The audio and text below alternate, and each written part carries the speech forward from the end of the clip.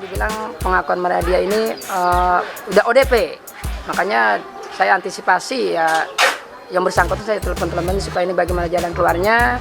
Khawatirnya nih dia ini memang udah positif atau khawatirnya menyebar virus di sini. Itu jelas memang pengakuan dia, Pak RW pun sama dibilang dia udah ODP.